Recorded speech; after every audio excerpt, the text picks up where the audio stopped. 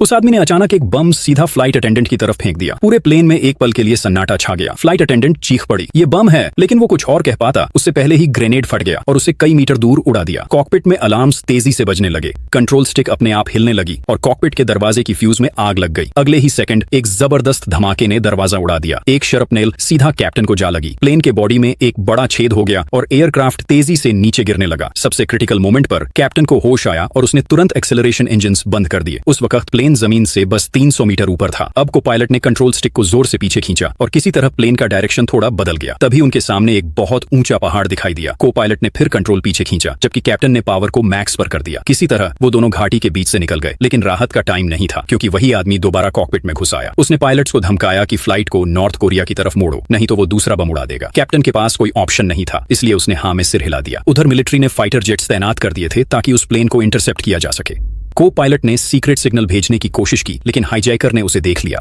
तभी एक fighter pilot को आदेश मिला कि वो एक वार्निंग शॉट फायर करे। उसने जल्दी से पोजीशन ली और पैसेंजर प्लेन के पास फायर किया। दूसरा फाइटर जेट भी उनके पास फायर करने लगा, लेकिन हाईजैकर घबराया नहीं। उसने कैप्टन को मजबूर किया कि वो उसी दिशा में उड़ता रहे। फिर पहले जेट को दोबारा फायर करने का ऑर्डर मिला, लेकिन इस बार को पायलट ने फ्यूल डंप सिस्टम ऑन कर दिया।